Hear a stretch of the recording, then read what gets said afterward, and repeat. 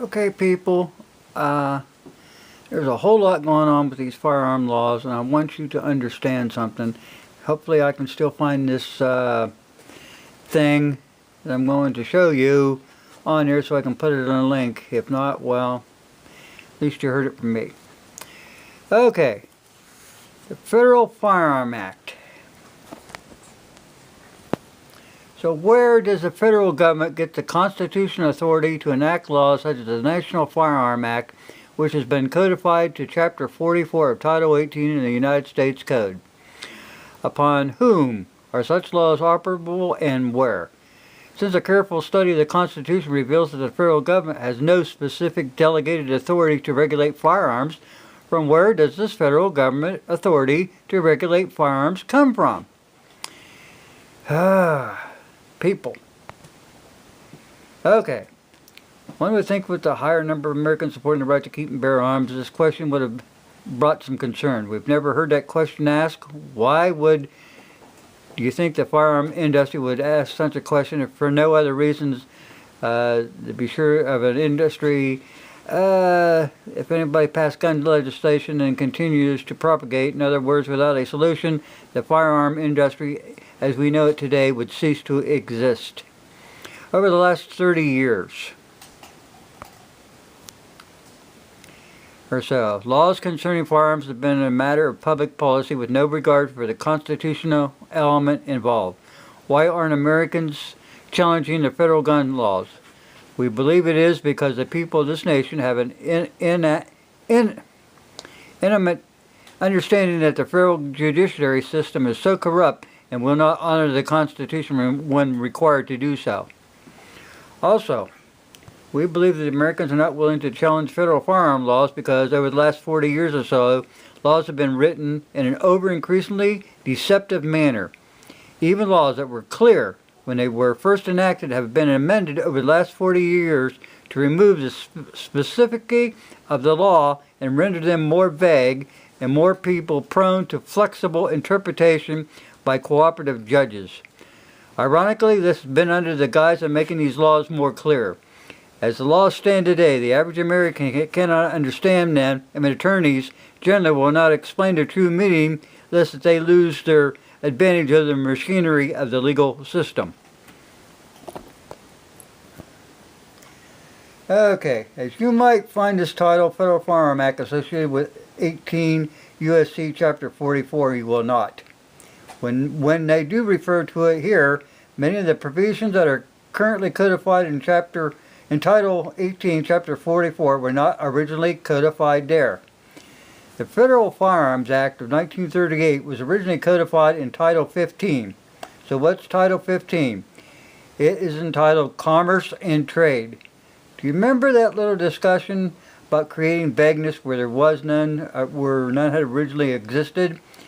Well, here's a stunning example. From 1938 to 1968, the Federal Firearm Act was in Title 15. That's 30 years. Despite the law operating fine for 30 years, somebody deemed it no longer proper to have that law codified within Title 15. Want to guess why? The government's jurisdictional limits were far too easy to ascertain when the law was within commerce and trade.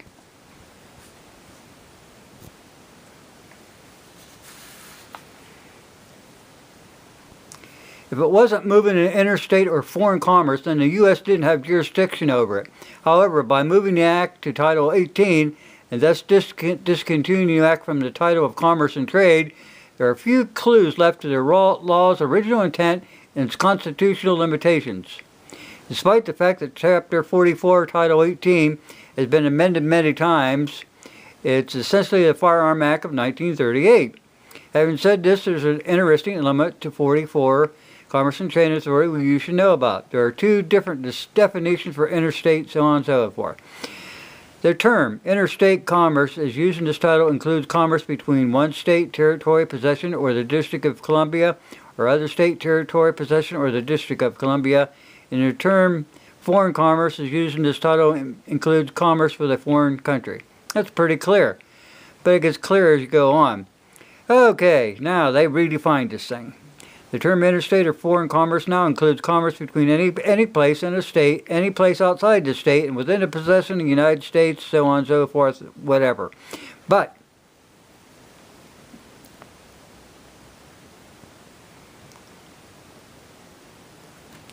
we're going to... Okay, where am I at? I'm right here. We gotta come down here. You should recognize that as a legal term, the phrase interstate or foreign commerce does not mean what logic might tell you it means. You must remember that it means only what Congress says it means and nothing more. Now, there's the problem. I want you to look right here. In law, the best evident rule states that if an original document or any other original item of proof is available, it is to be accorded to a higher degree of credibility in the courtroom than a copy or other second-hand proof. Fortunately, we can apply this rule when studying the Second Amendment because the original documents still exist, and you will find them quite easy to read. Okay? Not only that, you have the Federalist Papers, and they state that this commerce and this commerce clause that they've been using to pass firearm laws, it only applies to stuff moving within the states. It was put in there so that the government could stop the states from fighting each other over tariffs and levies and other things. It has nothing to do with firearms. There's no place in the Constitution that says that Congress can interpret things in such a way that they can pass firearm laws. The Second Amendment to the Federal Constitution recognizes that the God-given right to keep and bear arms is to be free from any interference whatsoever from the federal government. According, the federal government is nowhere in the Constitution granted authority to abridge, restrict, infringe in any fashion whatsoever guns and ammunition. Thus, all restrictive laws made by Congress and all regulations made by the Bureau of Alcohol, Tobacco, and Firearms are unconstitutional as outside the scope of powers granted to Congress and to the executive branch by our Constitution. Restriction of arms and ammunition is not one of the enumerated powers delegated to Congress or to the executive branch. I mean, when you look at the Second Amendment, the right of the people to keep and bear arms shall not be infringed. If you look at infringe, there is no subparagraph A, B, C, D, E that would stipulate there would be an acceptable infringement, so all infringements are forbidden. Look it up in Black's Law Dictionary, people. The word infringement. Now, since we've been through that a little bit, you understand their so-called authority is coming from the Commerce Act. When did that happen? Well, back in 1934, when they had the stuff with Dillinger, you know, the Tommy guns and so on. Well, Franklin D. Roosevelt mounts a new deal for crime. One part of it is the National Firearm Act of 1934. Okay? The first federal gun control law. 153 years from 1781 until 1934, 153 years, there were no gun laws because Congress had no authority ever to pass any firearm law. But this socialist bastard decided that he knew better. He knew it was good for us, so they passed this law. And like I said, they put it in the commerce in the clause. Okay? 1938. Roosevelt wins approval of the National Firearm Act in 1938, which requires license of interstate gun dealers who must record sales, also prohibits sales to individuals under indictment or convicted of crimes of violence. That's where your felons started coming in, because long before that, when you got out of jail, you got your firearm back so you could protect yourself. Every single person in the United States of America has the right to protect themselves. I don't care if they're a convicted felon or not. If they've done their time, they've paid their dues, they should have their rights returned to them. Then 1968 came along with the assassination of President Kennedy. Okay, and Robert Kennedy and Martin Luther King. Well, you know, in 1963 when they shot Kennedy, that was part of a CIA thing to get rid of Kennedy because he had already heard about the Northwoods Law thing where they were going to kill innocent civilians down there in Florida and blame it on the Cubans. The CIA was behind this, and some other people in the Pentagon. So then he decided, well, he's not going to send those people down there to the Bay of Pigs. Well, this was the CIA down there for the Bay of Pigs was run by George Herbert Walker Bush. And he was pissed off because all his work was right down the hill. And then Kennedy decided, you know what? I'm going to splinter the CIA. Well, that just infuriated him. And he was going to do away with the Federal Reserve, remember? Bingo. Kennedy was killed. So now you know where the history of gun control come from.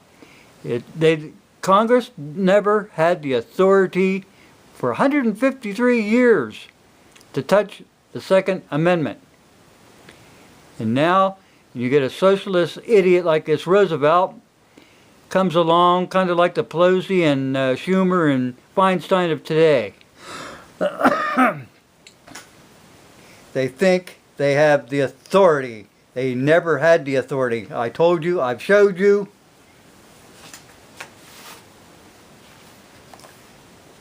God gave us the right to keep and bear arms, not your government. And if you look in the Declaration of Independence, you'll find out that our rights come from God and are unalienable. Nobody can pass a law and do away with your rights, your Bill of Rights. Nobody. You can't vote it out of existence. Let's remember, Second Amendment to the Federal Constitution recognizes that God is our give us these rights, and they're to be free from any interference whatsoever from the federal government. Nowhere in the Constitution are they granted the authority to abridge, restrict, infringe in any fashion guns or ammunition. Remember that, people. I'm not going to go over this again. That's how it is. That's how it really is. Don't go running around crying the sky is falling. Put these people in their place. They have no authority to pass any firearms act. Ask them where they get their authority.